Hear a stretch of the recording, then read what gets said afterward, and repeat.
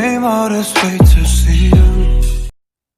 Hi guys, this is Madhurma Shaha and welcome back to my channel. So today I will be reading We Were Liars by E. Lockhart.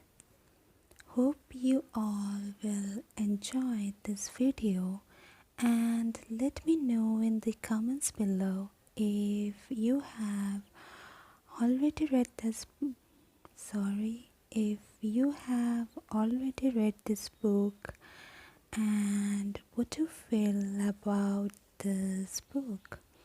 So I purchased this book a month back and I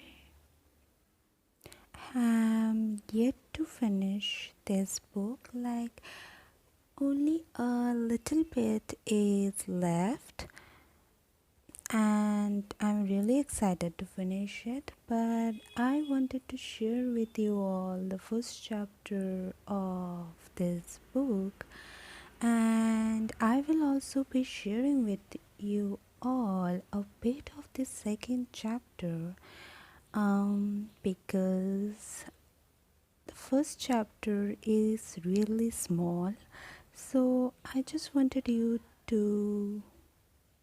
all to like get a bit of overview. So that's what I will be doing in today's video. Hope you will enjoy, and let me show you all the book. This is We Were Liars by E. Lockhart. Now let's start with the story. There is like this beautiful illustration given in the first page. Sorry, I can't focus it on the camera, but I hope you can see it now. Yeah, this is like the beautiful illustration given, and then we start part 1. Welcome. Chapter 1.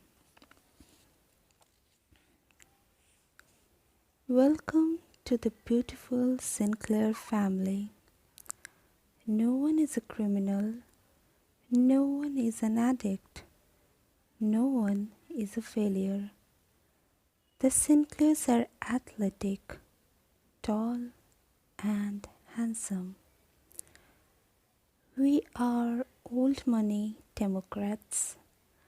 Our smiles are wide, our chins square, and our tennis serves aggressive.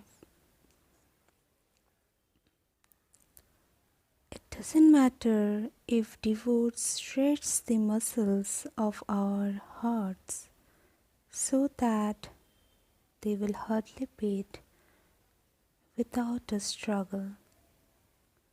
It doesn't matter if trust fund money is running out, if credit card bills go unpaid on the kitchen counter.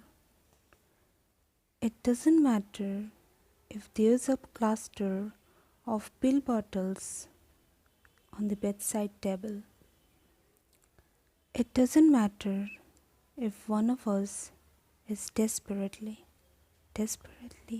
in love. So much in love that equally desperate measures must be taken. We are Sinclairs. No one is needy. No one is wrong. We live, at least in the summertime, on a private island off the coast of Massachusetts. Perhaps that is all you need to know.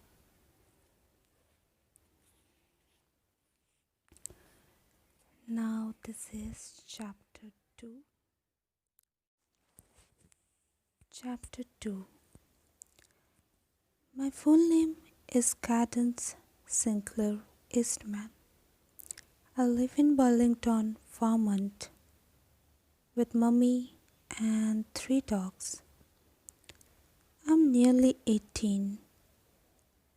I own a values library card and not much else. Though it is true, I live in a grand house full of expensive, useless objects.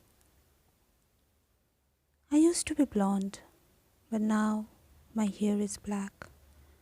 I used to be strong, but now I'm weak. I used to be pretty, but now I look sick. It is true I suffer migraines since my accident. It is true I do not suffer fools. I like a twist of meaning, you see. Suffer migrants, do not suffer fools. The word means almost the same as it did in the previous sentence, but not quite. Suffer. You could say it means endure, but that's not exactly right. My story starts before the accident. June of the summer, I was 15.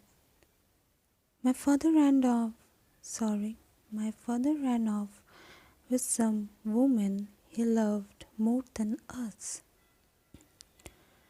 Dad was a middling successful professor of military history.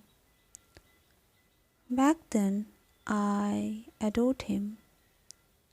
He wore tweed jackets. He was gaunt. He drank milky tea. He was fond of board games and let me win. Fond of boats and taught me to kayak.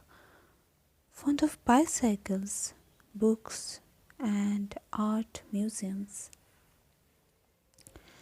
He was never fond of dogs, and it was a sign of how much he loved my mother that he let our golden retrievers sleep on the sofas and walked them 3 miles every morning.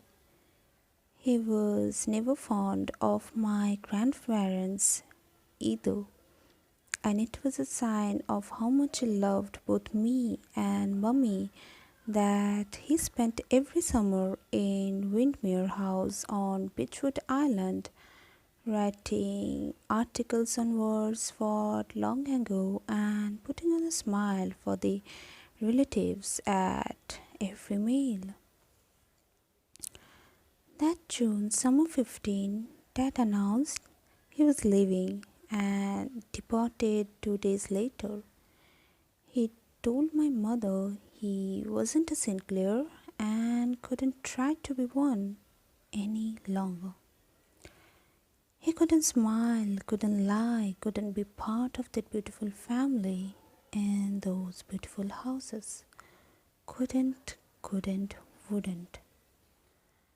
He had hired moving vans already. He had rented a house too. My father put a last suitcase into the back seat of the Mercedes he was leaving mummy with only the sound and started the engine. Then he pulled out a handgun and shot me in the chest. I was standing on the lawn and I fell. The bullet hole opened wide and my heart rolled out of my rib cage and down into a flower bed. Blood gushed rhythmically from my open wound, then from my eyes, my ears, my mouth. It tasted like salt and failure. The bright red shame of being unloved soaked the grass in front of our house, the bricks of the path, the steps to the porch. My heart spasmed among the peonies like a trout. Mummy snapped.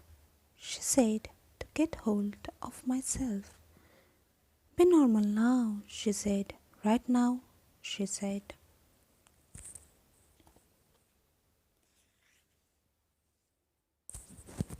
Because you are, because you can be. Don't cause a scene, she told me. Breathe and sit up. I did what she asked. She was all I had left. Mummy and I tilted our squadrons high as Dad drove down the hill. Then he went, sorry, then we went indoors and trashed the gifts he had given us, jewelry, clothes, books, anything. In the days that followed, we got rid of the couch and armchairs my parents had bought together. Tossed the wedding china, the silver, the photographs. We purchased new furniture, hired a decorator, placed an order for Tiffany silverware, spent a day walking through art galleries and bought paintings to cover the empty spaces on our walls. We asked Granddad's lawyers to secure Mommy's assets. Then we packed our bags and went to Beechwood Island. So, yes, guys, these were like the two chapters I read to you. Like, I read to you full two chapters when I had thought to read one, but chapter one was really small, so I read most like full of chapter 2 even. So I guess that's a bonus. And yeah, if you enjoy, please leave in the comments below. And if you have any more book suggestions you want me to read, you can also leave in the comments below and I will be happy to do them. So till next, have a nice day guys. Bye bye and see you guys in my next video.